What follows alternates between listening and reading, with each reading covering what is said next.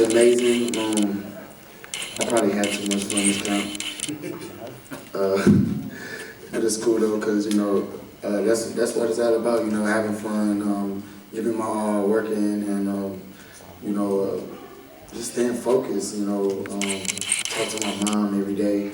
Talk to my brother, my peers, my friends. CC hit me up, Didi hit me up every day. Everybody that's just like been like really holding me down. Like, you know, I just like want to say to my fans and my friends and people out there, if you ever going through something, like the worst thing to do is hold it in. It don't matter who it is. Just talk to somebody about it, and that's the best thing you can do. And try to move forward. Just pray to God that you know, like He could change the view on things in life, and that's kind of what I've been doing. And I've been battling with it. I know I just got a victory, and I got a victory maybe a year ago, and I've kind of been inactive. But my goal is to get more active. But you know, I'm still battling some things now. You know, but I'm not. It's not affecting me not to fight. As you can see, I went in there and still prevailed. And just wanted to tell y'all, thank y'all for following me. Thank y'all for being there with me each and every step of the way. You know, it's a journey, and I'm still working towards making myself better. I'm not perfect, but my record is.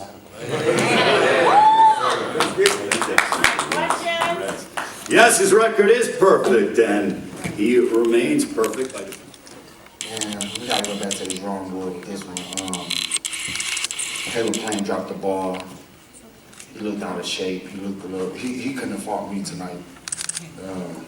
Yeah, I wish it would have happened. To answer your question, you know, I'm not here to bash nobody, talk down on nobody, but yeah, Caleb Payne dropped the ball on this one.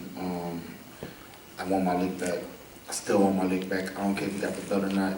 We can make a belt. They can make a belt. Somebody make a belt. I want my lick back. Too many damn belts. You know what? Stephen Coreno, KOR Sports. Jermall, congratulations. I saw early in some of the rounds you kind of were shaking out your arms a little bit. I don't know if you're just trying to get loose or, I don't know, can you just explain what was going on? I don't know if you have an injury or something, just explain what was going on there. I'm healthy, brother. I rebuke you too. Amen.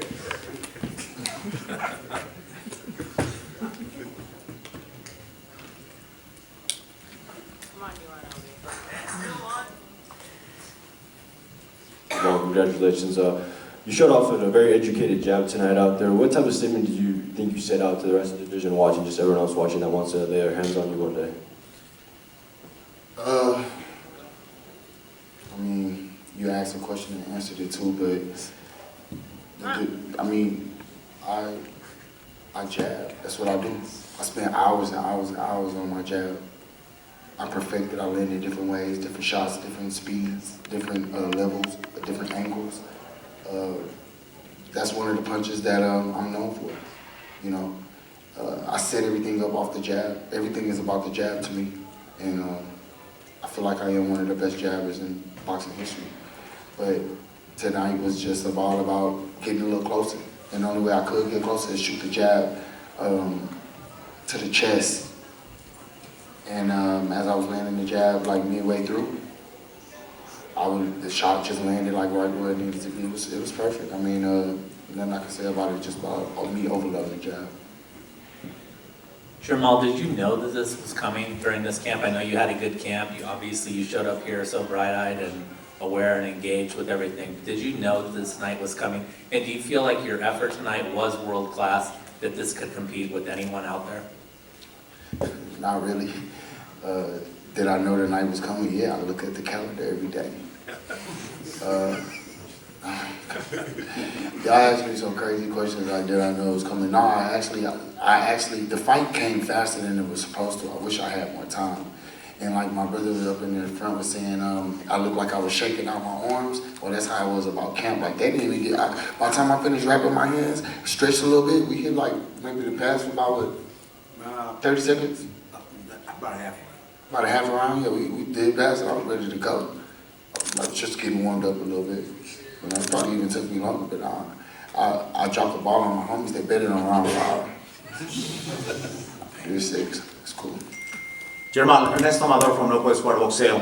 When you take a look at your record, it's impressive. 34-0, that's amazing. Do you consider yourself one of the most dangerous fighters now in 168? I am one of the most dangerous fighters at 168. I'm just getting to 168, so I'm gonna get familiar with it. But sooner or later, my team, I got the best team. Trust me, TGB, Tom Brown, everybody out here, everybody that work with me, they know how to. We're gonna go after the right things. Now that Caleb Plant has lost the belt, I mean, we gotta go back to the drawing board. But it's still some good fights at 168. I mean, but the thing is that you look amazing in this weight class division. You're not struggling with the weight, and you're a 168 natural, in my opinion. I think I will retire at 168. This is one of the divisions that I always looked up to. All of my favorite greats there in 168. This is a great division for me. I feel strong at 168. I mean, I'm 35 years old now. Just had a birthday like a couple days ago. Happy birthday to me. Happy belated birthday to me. You bring cake? Happy belated birthday, Jermall. Yeah, Give a round of applause. Happy belated birthday, Jermall Charlo. I didn't get a chance to celebrate my birthday. I was working out. But now you can. To make 168. Let's go. Yeah, I'm gonna do it tonight. One more question for the birthday man, Jermall Charlo. Jamal, it's Kevin Garcia with Fight Hype. I just wanted to go back to the Caleb Plant topic for a second. A couple weeks ago, Ryan Garcia, he took a loss to Rolly Romero. They were pitching the Devin Haney-Ryan rematch before that fight even started. Obviously, they talked about you versus Caleb before his fight started. Do you think he was distracted, and can you talk about just what it's like for a fighter to have to keep their focus when the big money's, coming down the line? I can't speak on everyone else. I'm not one of those fighters that's like, trying to figure out what's the next move. Like, I was happy to add a little flame and a little fire to this card. This card was actually lackluster type of card without me, And then for the fact that Caleb Plant, it was a good card. No, listen. Don't take what I'm saying wrong. Listen, please, don't take what I'm saying wrong. I like the card. Great fighters on the card. Good competition. The competition to this card was like two almost even. But they try to set up this narrative like, oh, Jermall Charlo is supposed to be fighting Caleb Plant. But no, I was supposed to be fighting Thomas Lamanna. I did what I had to do. Caleb Plant did what he had to do.